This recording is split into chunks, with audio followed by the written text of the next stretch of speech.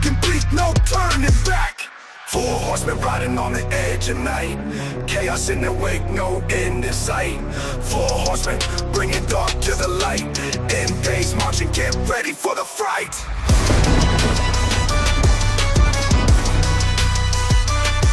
Four horsemen riding on the edge of night. Chaos in their wake, no end in sight.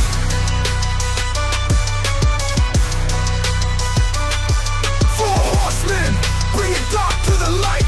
End days marching, get ready for the fight.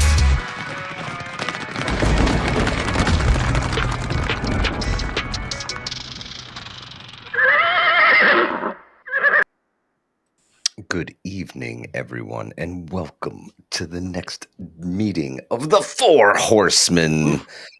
Ladies and gentlemen, the Livingston man to my immediate right, right above me, the roaming prepper, and to my far right, the big head, vision, preparedness.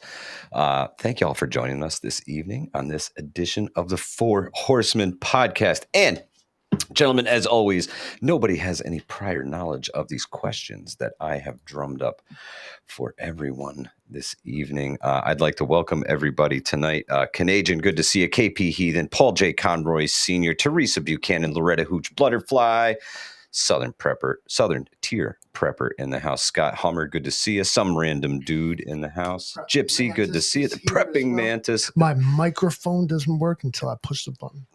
Right. we see you over on Rumble, folks. Thank you so much for joining us. Really appreciate you being here. Gentlemen, so tonight I decided to bring us back to the basics here, just a little bit into the basics and everyday preparedness, right? What are some small steps that folks can take that will have a big impact later on? So who wants to tackle this one first? What are some small steps that can make a big impact later on when it comes to preparedness? I don't see a show of hands. All right. I'll throw a couple out there. Okay, I know specific order. Let's go with get yourself trained in like first aid, medical awareness. Okay, absolutely. For number one. Two, get you, I don't know, perhaps maybe some martial arts training. Following that line of thought, maybe even just basic fitness regimen. Exercise, and stuff, whatever. Go for a walk, take a run with the girls, whatever you're doing. Put the AirPods in. Let's see what else. Learn how to tie some knots. Learn how to fix your house. Like, I don't know who needs to hear this, or but I know that a lot of you are gonna hear this. Is that like there's people out there that don't know how to like plunge the toilet, dude. There's people out there that don't know how to like fix a leak in the roof. Because 3 years ago, I would have said, no way, Lou, no way. But yeah, you're right. There's a lot of practical things that you might, especially if you're a bug-inner or a homesteader, that they're not exactly in bold print, and you get to find these things out. How do I do this? Practical knowledge. I mean, what else? Your EDC kit really matters. Proper items used in the way that you use them, you'll have them for years. It'll be like become part of it. Yeah. Decisions you can make now. It was a kind of a vague question. Very, very vague. One of the first things I would recommend someone do if they're especially if they're just starting is inventory what you have. That's a good one. I catch myself doing this all the time. I'll go out and say, this would be a good product. It's on sale. I get it. Realize the wife bought a case of green beans or whatever the hell it was a week ago, and I didn't notice. So before you go out, and all our Lou's recommendations are great, just assess your equipment. Also assess yourself, and that goes to Livingston's point of, well, what don't I know? What would I like to know? I want to learn basic first aid. Taking a course like Visions folks do, that's great. But if that's not an option, you could go on YouTube and just watch some basic Red Cross videos, how to stop bleeding. stop the bleed kind of thing, but the real fundamental stuff. And then say, okay, I understand that. What do I need to do that? A self-assessment is going to be really important, because that's going to kind of tell you where to get the most bang for your buck. I don't know if I'm explaining that right. I'm totally picking up what you're putting down, bro. Totally. And I'm sure the chat would agree. Yeah, your basic knowledge. I think that's a great building block. Sure. And I think we all kind of see this and have done it. There's like 3 levels of prepping, and it's kind of like that bell curve where it's like, you start like, listen, all I need is the simple stuff. And then you ride high on the bell curve. It's like, I need all the gadgets, I need all the gear. I got to have every single situation covered. And then the bell curve falls back down. It's like, I only need the simple stuff. Yeah, it's true. It's true. But you often go through a lot of stuff and settle into gear that you're really comfortable with. Sure.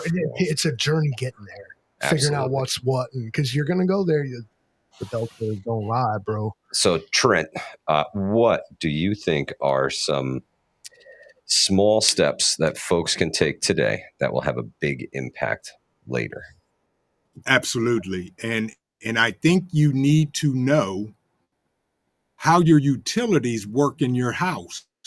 Know how to shut off your water main. Know where your breaker box is, and things like that. You know, if there's, for some reason, you got a pipe that broke, do you know how to turn off your water? Not just to that particular leak, but you may have to turn off the water main. And then, do you know how to do basic repairs? Plain and simple. Do you know how to turn off the gas or the propane, depending on where you live, what you do? Do you know how to turn all that off so that the house doesn't go boom, or you don't go swimming out a window? Yep. Those are big I think ones. that's a basic start. Yes. Know how all your utilities tie into your house. Especially y'all folks that got your solar generators are going to start plugging things into things. Like I highly recommend you understand how these systems function at the kind of the whole level before you just start plugging things into things. And I feel like I just am obligated to say that. Don't try this at home and shit. No, yeah, totally. Good call, Liv. You can do stuff, but like read the instructions, guys. Come on, read the manuals. Yeah. Watch some YouTube videos. You're already here on YouTube watching me, so watching all of us. So you can totally just type in that thing, and if we don't have a video on it, I bet you somebody else does. I know some people. That's right. There's some people out there. I think that was sound advice, gentlemen. Sound advice, especially for anybody who's new and getting into this. Your basic building blocks of preparedness. I think the 10 C's of survival. Your cordage, container, cutting tool. Those are all the things that you want to put in your bug out bag. But there's only 3. Well, there's more of them. I just didn't want to rattle them all off. What are they? Cordage, container, combustion tool, cotton bandana, canvas sail needle, a candling device, a cutting tool, and there's one more. A compass. That's the 7 C's of survival. Okay, we've amended it. We've that's the original. That's the original building blocks. A container. I think container was one that I missed. That's a good one, really important one. Yep. But your basic building blocks of your bug out bag, and then you expand from there. You prepare to get out of Dodge if you have to, because I'm assuming you're home. And you should be already prepared at home for at least a week or 2. If you don't have a week's worth of groceries in your house, I hope you're going grocery shopping today or tomorrow. Going grocery shopping tomorrow, bro. I feel specifically attacked. I was eating cheese and crackers for lunch today. I was like, some days, you gotta shop when you can shop. When you got the money. Right. To piggyback off what Chief said, it might behoove you to see what you can subsist off on. All that weird stuff you got in your pantry in the back of the fridge. Yeah. Yo, I challenge. Maybe you know what you want something fresh to do this week. All right, don't go shopping. Eat that shit you bought like last week that you thought was so good then. You got to Because I'm gonna tell you what, waste not, want not, right? no, unless you're gonna get, because people think they just go, "I'll be fine, I'm just gonna eat Mountain House." If you don't eat Mountain House now and enjoy it, you're not gonna enjoy Mountain House then, man. You know. Yeah, you better try it. You better try it. That's for sure. That's true. So I do have Pete, you're like muted or something. Yeah, you are. Oh yeah, there Can it is. you hear me now? Yeah, gotcha. And you're back. I'm back. He was trying to chime in and seen his mouth moving. It's magical stuff. To your point, if you buy those meat on sale, the burgers, ground beef, whatever, vacuum seal and freeze it or can it if you can do pressure canning. Don't take for granted, I'm going to make 2 burgers now and I'll leave these 2 in the fridge. You're going to forget them. And then by the time you remember, they either smell bad or you probably just shouldn't eat them. When you buy thinking, I'm going to use these 2 chicken breasts today for dinner and I'm going to freeze the other 4. And that way you have that variety, because you're right. If you have to eat, some people say, get rice and beans. Yeah, you can live on rice and beans, but that would suck after a while. It's just fodder. It kind of is not.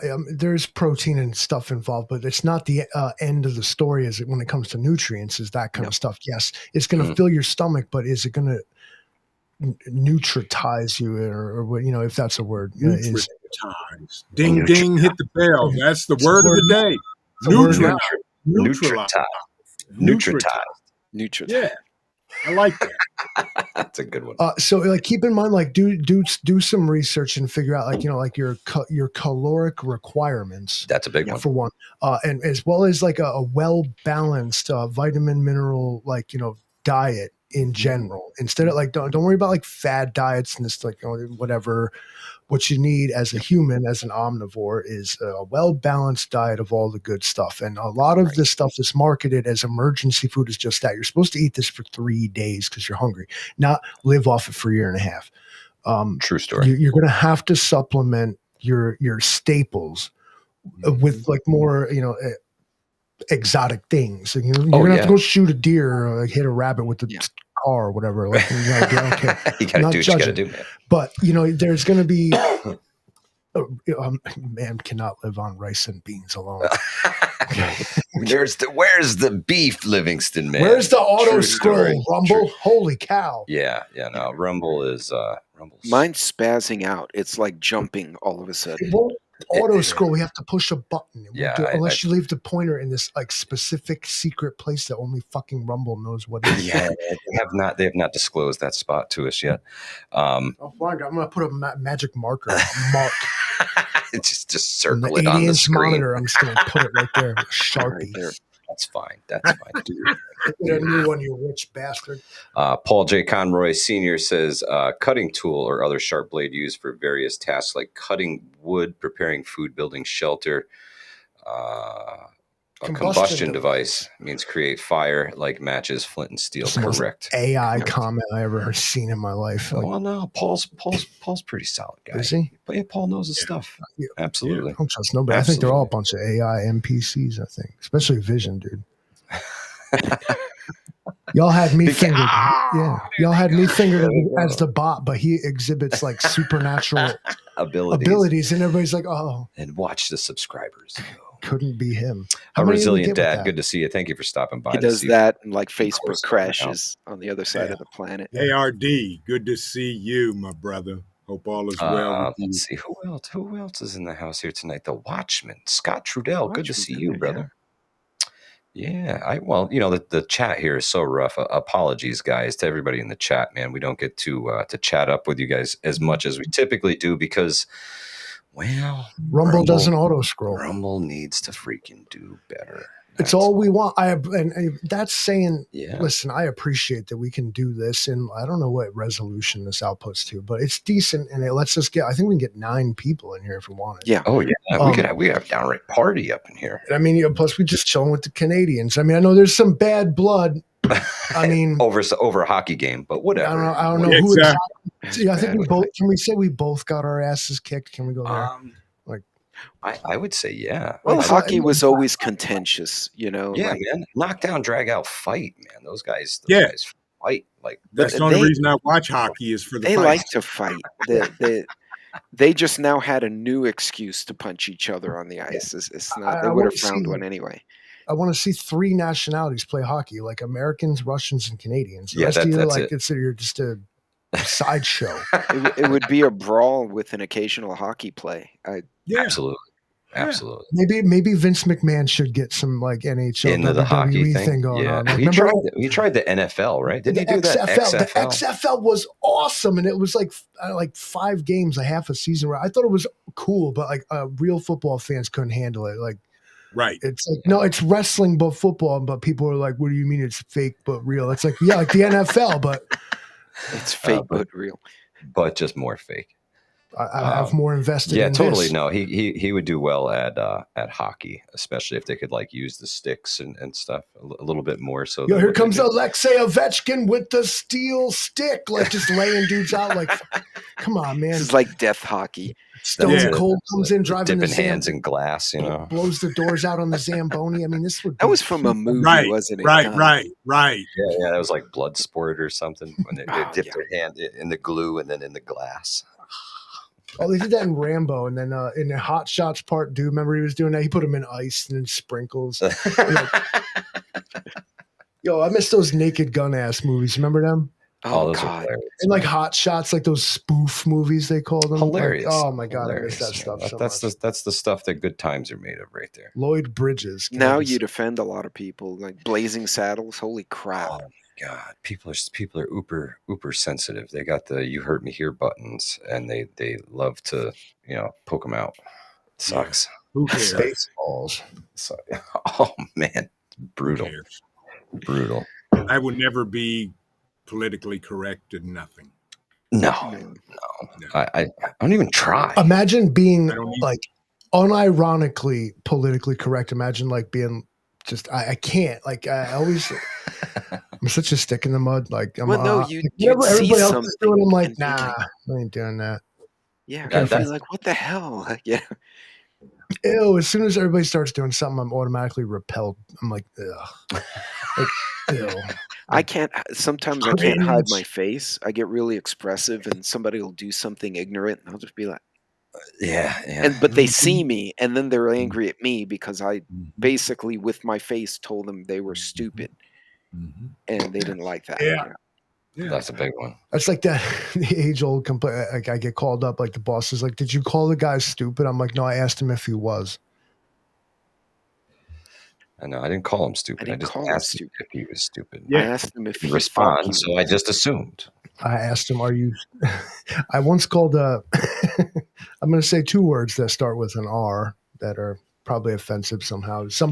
I once called a rabbi. I asked a retard. I asked a rabbi if he was retarded. I did that. Yeah. Oh God.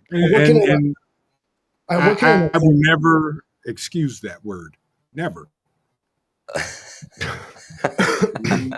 I didn't. And thinking back, I felt like rough. I was like, "Shit, you said that," because I was on the job, as a matter of fact, and I work at an event place, and like, so Rabbi, what was happening is we had a little campfire going in a fire pit, and so Rabbi decides that there's not enough firewood, so he goes and, by the grace of the good Lord, finds like a 3-year-old Christmas tree that we had hucked over the hillside, and he drags this thing back up.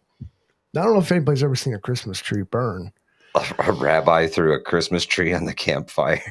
That has so many stereotypes. I think I understand where the other R word came from. I come upon the scene just as it about to burst into flames, and all there is bridesmaids with polyester dresses and all kinds of flammable hairspray. God. And I'm like, I grabbed this, about to burst a Christmas tree that the rabbi tossed into the fire. I grabbed the Tannenbaum. Okay. To pull it out to see fire, and so then I says to the rabbi, I said, "Are you?" As a matter of fact, I said, "Are you effing retarded?" He said, "No, I'm the rabbi," and I was like, are you fucking kidding me? I was like, really? I'm like, really, Rabbi? The Christmas tree?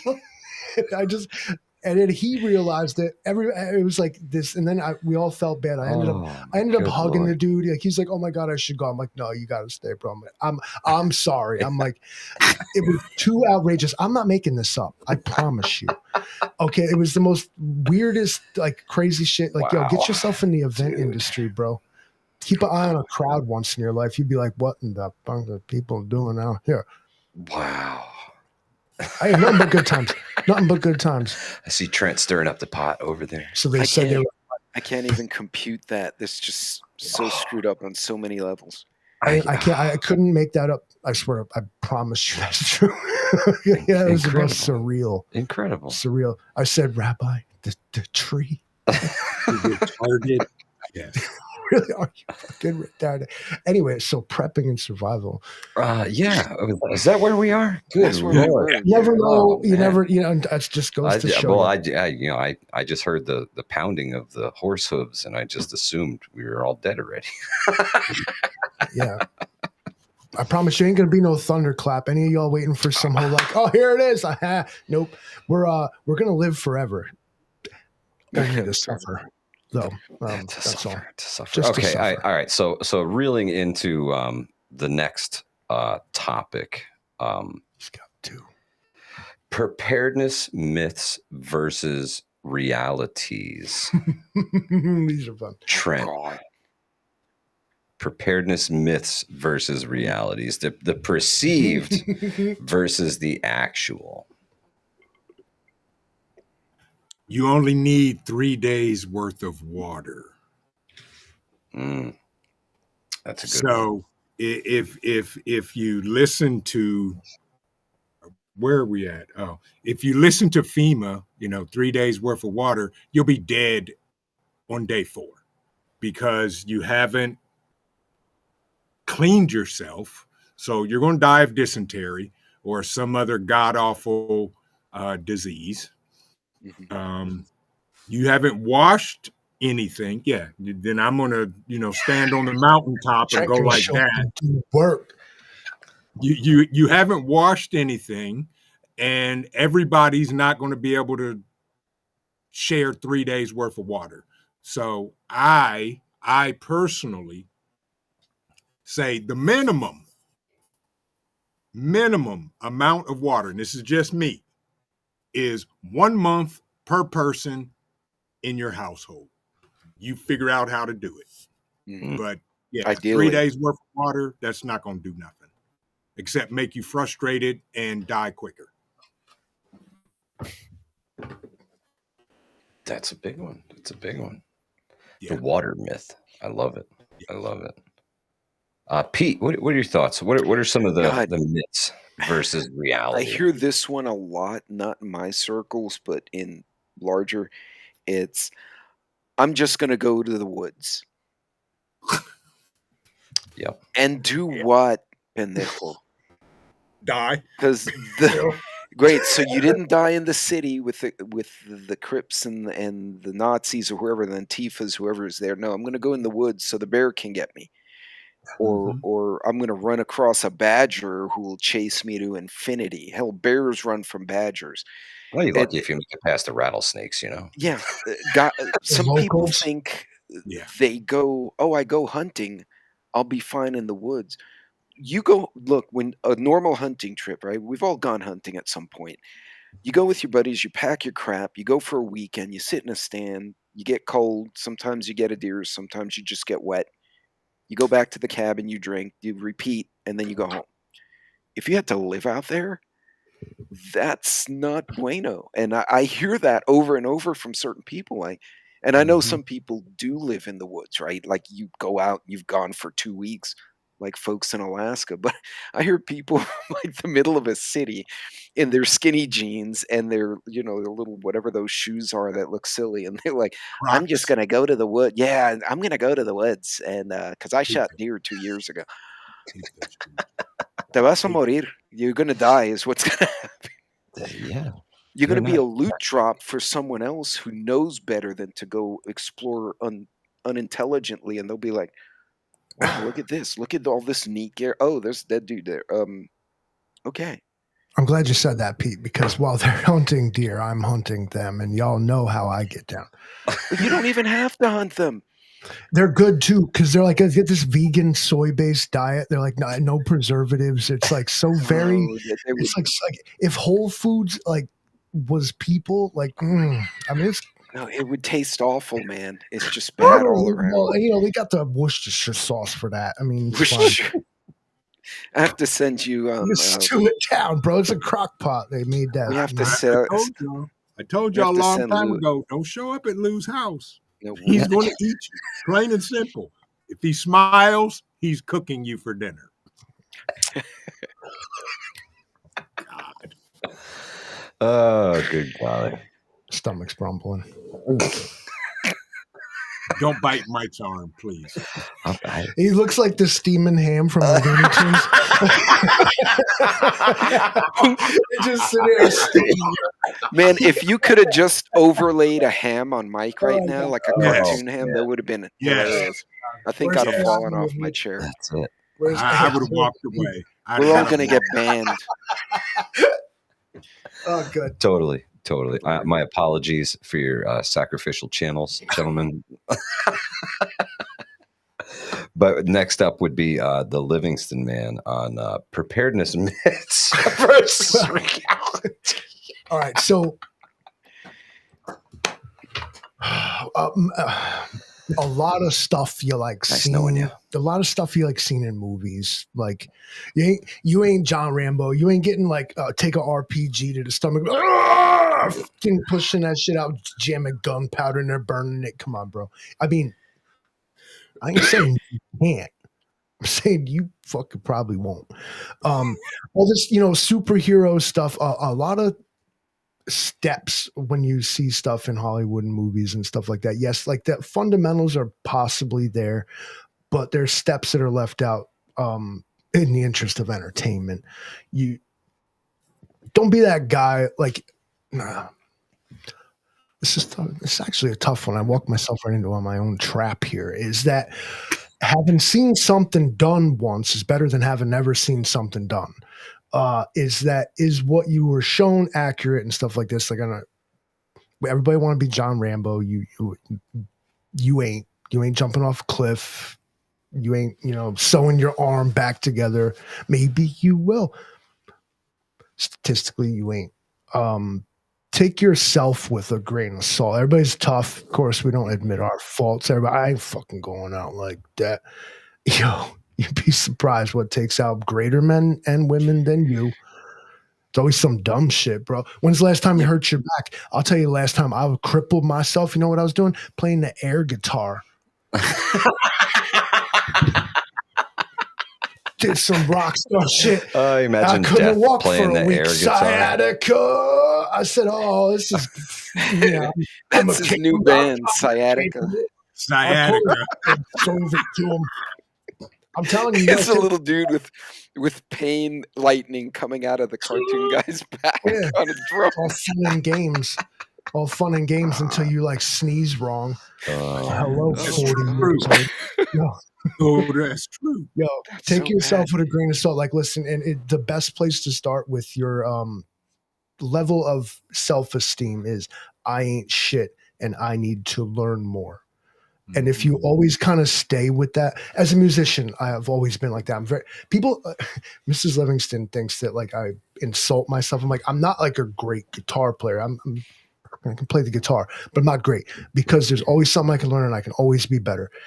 So translate that sort of thing into your own situation here, right? It's just nobody knows it all. The ones that act like they do, like, don't even listen to them.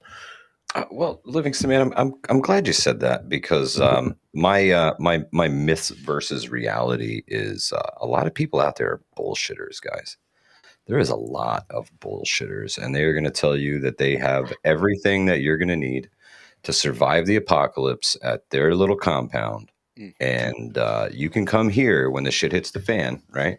You can come to my place. Everybody, it's all gone now. What's that? I don't know. It's gone now.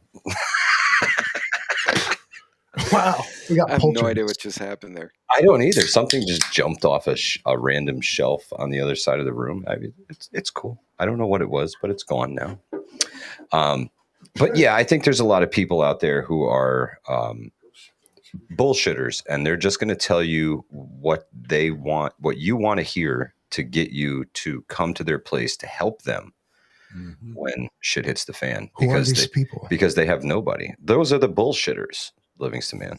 They're out there. They're in abundance. They say, "Oh yeah, I got that. Oh yeah, I got that." And meanwhile, they really ain't got shit. But my cousin has a backhoe, and my uncle has a gun, but I don't actually have a gun. Yeah. Okay. So these are the people you got to watch out for. These folks is that like they never actually demonstrate the capability themselves. They say, I know a guy and this and that. Always talking up somebody else's thing instead of their own. Or the ones who go, well, if that happens, I'll just figure it out. You know what they're going to figure out is you might have stuff that they need, and they're going to show up at your house. Or they shouldn't have done that. But it's like having big feet. Is that the people that have big feet don't like talk about it. So when somebody's talking about having big feet, like they don't. So by feet, I mean you know what I mean. Yeah. Yeah, feet. Yeah. Gotcha. Feet. Gotcha. 12 inches of hard sausage, New York. That's what she said. Yep. Good and God. Mike's trying so hard to keep this between the buoys. Well, yeah, were. Trent just self-pestilenced himself. He's like stands in front of the mirror doing it. He's like, please. Put me down. Please. Put me down. Put me down, yes. You're going to live forever, but only to suffer, brother. Oh, God. So, well, I guess this begs this will be my final question for the evening, and then we can just go into a random discussion about wherever Livingston Man takes us. I'll think about it. So, I know we try to be ethical and inclusive now that things are good, right? We want to teach everybody whatever we can now, because after SHTF, I ain't got time to teach you anymore. Nope. I have a full-time job surviving once SHTF, right? So I think the question I have for everybody is, when do the ethics and the morals start to go out the window? Because I do believe there will come a time where, if the shit actually does hit the fan, that everybody's moral compass will be tested. Yeah. So I think it's important for people to gauge now. When is that threshold for you? What is going to be the thing that you say, you know what, I just can't anymore. I have to worry about myself, and that's that. That one would be hard to define ahead of time, because there's so many variables. And not that it's not a good question. We need to think about that. But for instance, well, if we have food and water, but say the city doesn't, right? And they're coming up to you and you're like, okay, well, this person is a nurse. That could be valuable. This one is a dumbass. This is not valuable. You know what I mean? And it may become more selective. I think a good example we saw during 2020, just society as a whole, is when the Rona hit, and then society freaked the hell out. I mean, regardless of political views, the riots and the fighting, and they took over a piece of, what was it, Portland, the Chaz, whatever the hell it was called. Yep. They had their own. When the hell have you ever seen that? Hey, they tried, okay? Like Occupy Wall Street. But like everyone lost their marbles, like across the board. They rioted everywhere. They burned down police in Seattle. They rioted in the White House. Some other idiot blocked a bridge. Hell, Angry Prepper was talking about people, removing themselves from the universe. Yeah. So I think it's not going to be like society-wide. It's not going to be a cutoff. It's going to be this weird, uneven, asymmetric degradation where certain areas will hold together rather well, and then others will start to come apart, and Deteriorate. people will move. Yeah, people will move. Anyone with half a brain will be like, "Oh yeah, this area sucks. I did not count on that, so I'm going to take all my shit and try to flee." And so you'll start seeing mini migrations between areas. But I don't think it'll happen the same everywhere. Like a major power outage for 2 months.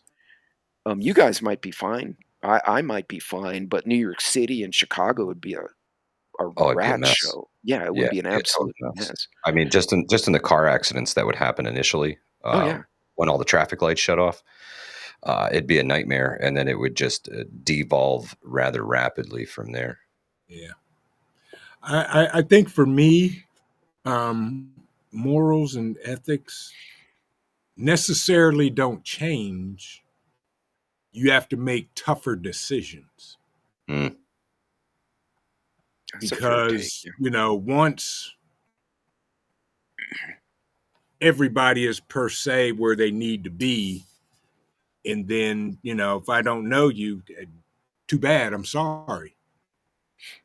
You either move on or you deal with the consequences. Yeah. I think Because there'll I'm be gonna less do tolerance. Yes, there Whereas will be less tolerance rebellions, for stupid people. Livingston Man will have a freezer full of folks. He's gonna be safe. He's gonna be good. You see how this works? Do you see He's gonna, this network, this community that we have built? omnivore. he's gonna be able to eat forever. Trent gets to live by his moral code, and I get to live by mine. That's a win-win. Call that. Exactly. So yeah, I think the I eat morals stupid people. Yeah, the morals and ethics stay the same. There's just tougher decisions that's going to be made based on those ethics and morals. Mm.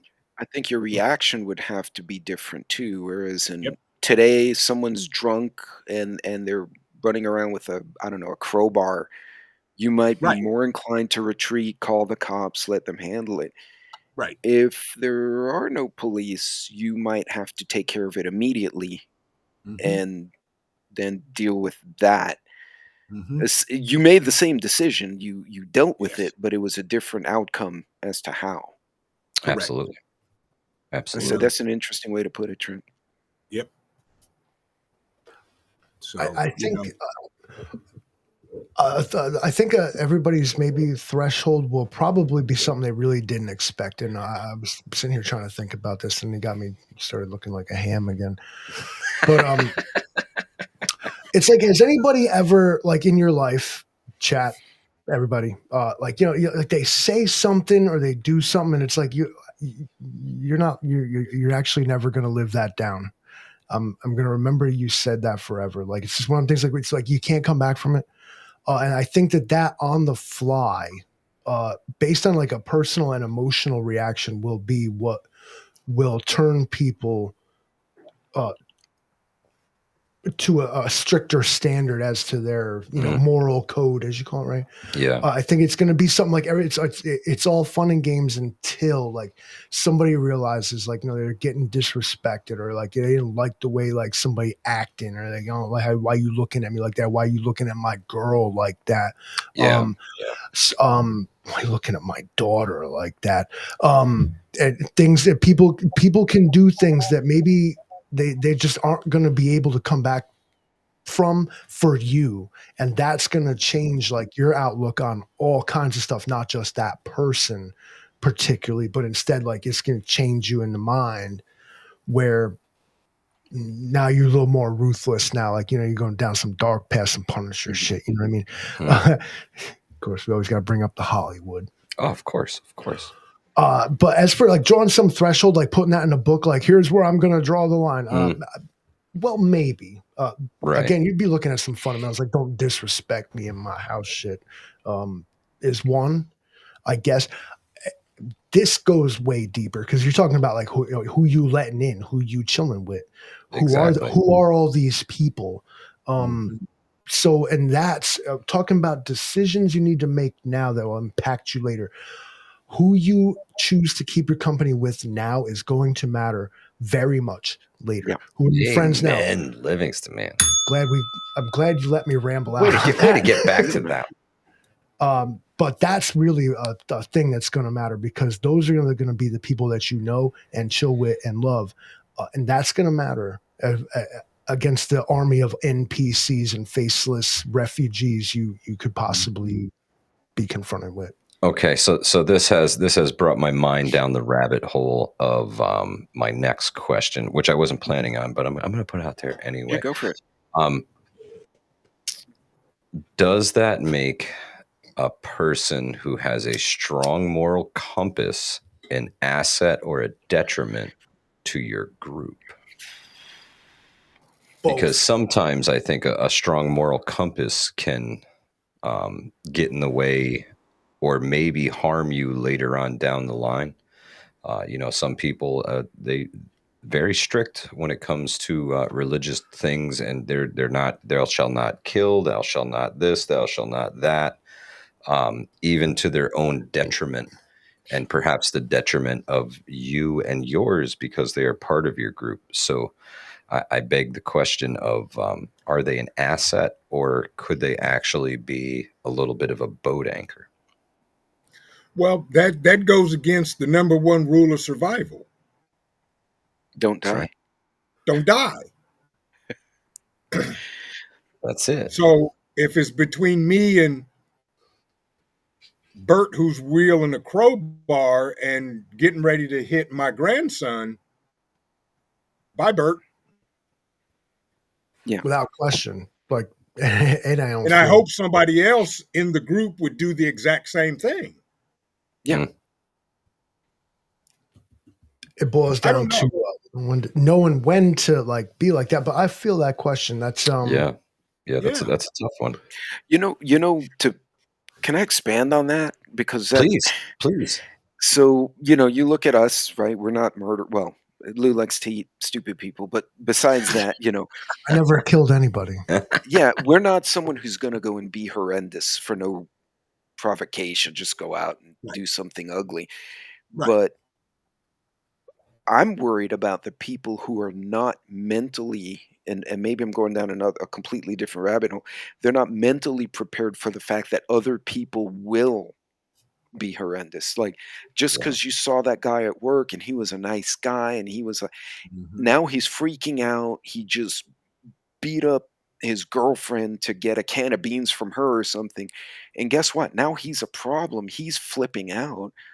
Are you ready to deal with that? And I think that scares me more than people in my group or people like y'all that I know when we talk to each other, is some rando suddenly losing their marbles because, Muffin the cat got shot. And I think people need to understand that just because you have Muffin the cat gets shot, war crimes are gonna be committed. I want everybody to know that I said that, and you can mark it on your fucking calendar. All right, we're not fucking with the cats. All right, you fuck with the cats, you fucking with me, and that's your problem. I mean, clearly they didn't watch John Wick and the dogs either, right? Yep. I'm not mad at that. Yeah. I don't know. They'd see Colin run. They'd be like, "Holy cow, a werewolf!" and gone. They wouldn't even see him in the dark. He would just be like Ninja Dog. Right. Well, talking about moral compasses and weaknesses, like actually when Pete said that, I was like, oh, that's me. I would do that. Like, I have a big thing. Like this is going to sound very harsh, but I have a certain stomach for witnessing the abuse of humans. I have no stomach for the abuse of animals. I will abuse the abuser. No, I'm the same way. You know why? Because usually, at least in our society, 9 out of 10 times, the human brought it on themselves and the animal was just doing what they do. Yes. And I think that agitates me because it's like, if you were acting like a mammal, you probably wouldn't have that result. And that's why you're hurt now. But humans do awful shit, unfortunately. Yeah, they do. I'm perhaps desensitized to human behavior on the statistical level, just not us, but us. Yeah, people. It's hard not to feel like you're the problem here on that level. My cats ain't gonna eat me. They only eat Friskies, bro, and they'll puke if they eat anything else. Are you kidding me? Cattle start. Pampered creatures. You mean you don't throw them a finger at the barbecue? Oh, come on. No, man. I don't feed them people food, Trent. Okay. Or food people. That was a great joke. That was a great joke. I love how we have these conversations. Good golly. Oh, man. It's That was comedic. good, Lou. That was well Yes. done. Exactly. Yeah, that definitely deserved the ding. Wow. People food, whole new Rob B meaning. says meow. Cat food is people. Speaking of You know what's people funny food, about cat food is everything food. If you put cat food outside, possums eat it, fucking raccoons eat it, blue jays eat it, everything eats it. Chickens, everybody eats it. But it's cat food. You get chicken food and chickens eat it. That's it. Cat food, whole environment. Chickens will living eat the off cat Oh man, food. out here, coyotes. You get little foxes will come Oh yeah. over the. Yeah. Oh yeah. it's not my life. So I do have a bonus question that was asked of me from young Hudson Valley Jr. And he wanted to know from everybody when you're bugging in and the food stores are dwindling, what do you do when you're getting down to the last little bit of food? What do you do when the food runs out, gentlemen? This is a question from Hudson Jr. So I'm gonna be realistic here. It's a good question. You should be looking ahead before you get to that point. Mm. You know, if it happened and you're not quite where you wanted to be, that goes back to that original statement I made, inventory, and say, okay, we've got a month. Let's start looking now. Where are sources? What can we trade for? Who's got what? Can I don't know, trade some dehydrated fruit for chicken eggs at the neighbor's property, whatever. If you're getting to where it's already low and now you're just thinking, oh, what do I do now? You were behind the curve. And it's going to be so much harder at that point because you also don't have time to establish any kind of leverage. yeah. You know what I mean? Even if you're a carpenter, you're an electrician, you can fix a rifle. You can exchange a skill for what you need before you are in desperate need of it. Once you're desperate, you kind of run out of a lot of negotiating room. I mean, just from a conversational standpoint. Mm-hmm. Mm-hmm. Yeah, desperation brings out the worst in some people. So it's important. That's great advice, Pete. I think inventory is step one. Great advice. Trent, what are your thoughts, man? Where do we go when we're getting low? What do we do? Well, you got to plan that stuff out, you know, and if everybody thinks that you're going to be eating 3 times a day, you're mistaken. Mm-hmm. You may start out twice a day, and you may have to go to once a day. No, sir. And once the food starts to run out, you better have a plan already in place in thinking of replenishing. You know, if it's depending on the time of year, you should have been starting a garden immediately. Bartering items, people that you could trade with or something. And last but not least, you're going to have to become scavengers and marauders. And with that comes a whole different set of problems and things you're going to have to deal with. You get on that moral compass thing again. Dude. What? Okay. There you go. Mr. Cole will not be denied his television time. Good evening, Mr. Cole. This coat is absolutely beautiful.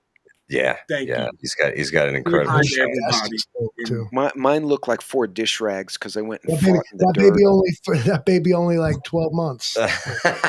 His arms as big as fucking mine, dude. Damn. Hi, Cole. What you doing, buddy? What you doing? You say hi to benching? everybody. Look, You doing Hi, your Mr. workouts? Cole. Look at that, buddy. Look at that, Look at baby. that face. Mr. So, Smushy. hey, true story, folks. The Borbell was named one of the top 10 family protective dogs, with a low risk Oh, of yeah. hurting a family member, Yeah. versus like people get pit bulls who bite the Yes. children. I tell you Yeah. what, I think worst case scenario, Smushy there is going to lay on you and probably hurt you if anything. He just wants a hug, and it's just like, holy shit, that's like 185 pounds of dog on top. He cracked another rib. He doesn't even have to bite. He just runs and hits you with his head like a rhino and just keeps And going. he'll knock you down. Yes. Yeah. That's it. You got to get him a 3D printed helmet with a horn on it. Taking a leg Like in out. Lord of the my Rings, he's my the battle troll that boy. had the little My battle pointy boy. hat. Tell everybody bye-bye. You got to get down, dude. Goodbye, Mr. Cole. It was so good to see you, buddy. Dad, I want to play more. No. Oh, Your time's over. Goodbye. he Lay says, down. "Come on, Dad, it's playtime. It's It's, playtime. We're almost done, Cole. Trent's We'll- whole you display can is drown Dad shaking. here in a I minute. know the table. And this is a heavy table, and he just rocks it like He's it's gonna nothing. take it right out.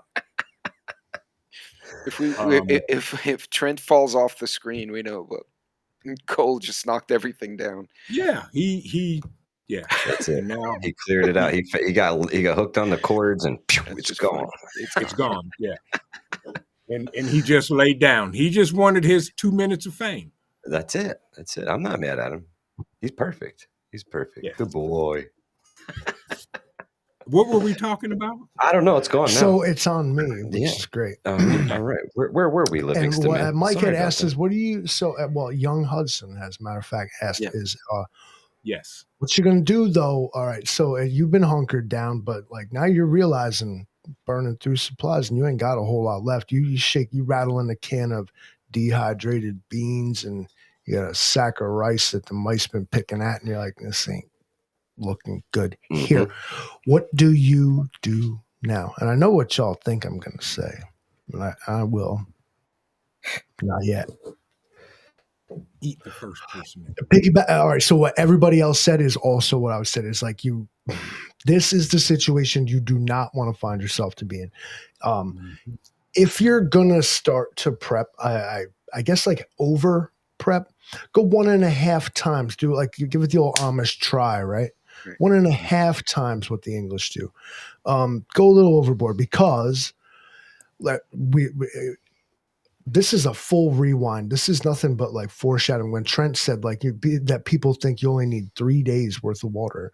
Yeah. When people think that like all of a sudden they won't get sick if the apocalypse happens and stuff like this. Yeah. Is a lack of proper plan. It's the whole thing about piss poor planning is something. Yeah. You know what I mean? Proper planning prevents. Number one, you piss shouldn't poor even been here. performance. What would I do? I find myself out of food. Like it's not looking good. I guess I realistically would have to venture out and like forage or raid or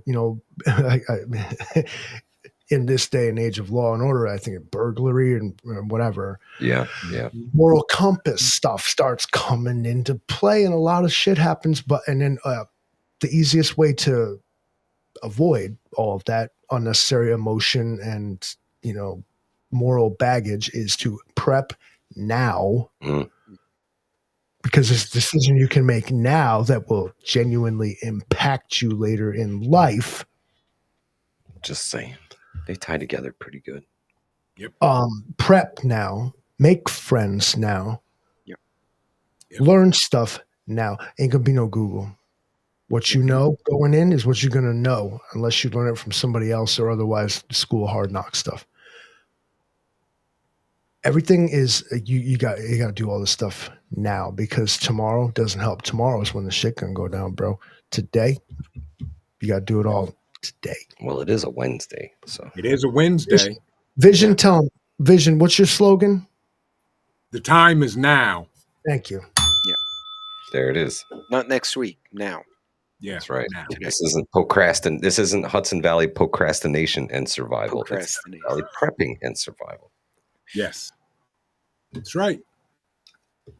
I think we had some fantastic discussion this evening. I think it took us down a couple different roads. I think everything tied together These were good, really good questions.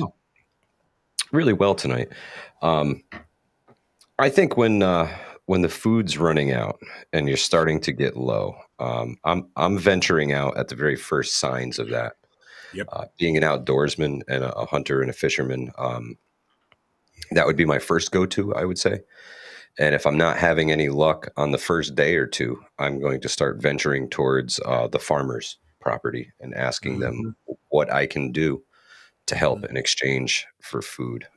I would much rather keep my moral compass and my ethics and walk my my not so proud ass on down to the farmer and tell him, hey man, I don't have enough to make it. What can I do to help for any kind of food at this juncture? And you're going to have to take the scraps you're given because, well, you just didn't get it done when times were good. Yes. And things are shitty. And hopefully you can get yourself some seeds from the farmer and maybe do a little work and barter for some of them seeds, get them in the ground, take real fucking good care of them because your life's going to depend on them at that point. Yes. So you better turn those brown thumbs green and quick and hope that all your hunts and all of your fishing and all of your efforts are successful, because at that point, burning calories for no good is well, it ain't no good. That's for sure. Yeah. So just plan now, guys. That's the biggest takeaway from this is get it done now. Trent's slogan literally hits home. The time is now. Don't wait anymore. Livingston Man said, prep all you can now. 25-year shelf life food is real. You can buy it. You can put it in your pantry and you can fucking forget about it until the time comes. It's not something you have to rotate, but you do want to get it and try it out, right? Yes. You don't want to go into the apocalypse with a bunch of shit and then tear the bag open and be like, oh my God, it went rancid like 12 years ago because I didn't store it properly. It was up in the attic and it was 155 degrees and all of it's rancid. I'm not I'll starve to death. It's got peas in it. I'm not eating that. Prep what you eat, folks. Prep what you Trent. Eat. That's a big one. That's a big one. And Trent, for me, it's hard. I know.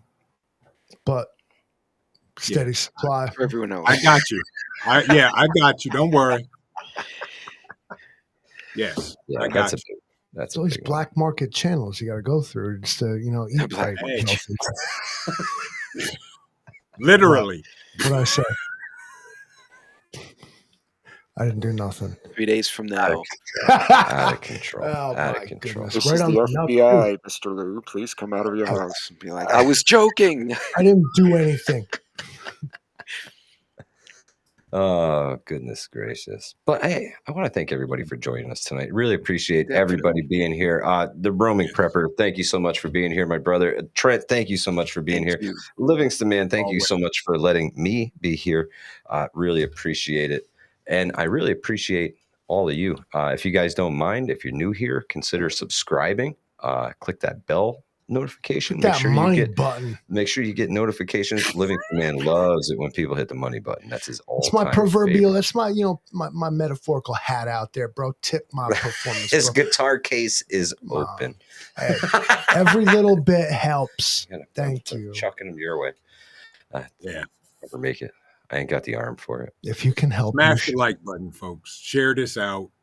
Appreciate it. The shares are what really helps. In all honesty, it brings in new members of the community, and it makes the community more resilient. It helps it grow. So we really, really appreciate that. And other than that, I think that's about it. Livingston Man, you want to roll that intro music for the folks who didn't get to see it? Yeah. And we'll hit you with that on the way out. Ladies and gentlemen, thank you for joining us on the Four Horsemen podcast this evening. Pestilence is going to take us out of here. Later, guys. Peace. Almost.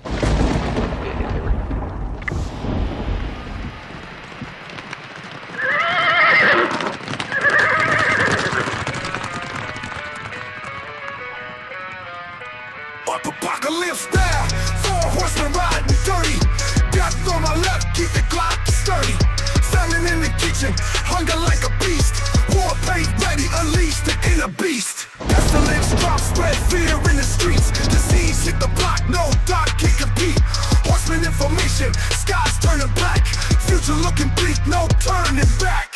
Four horsemen riding on the edge of night.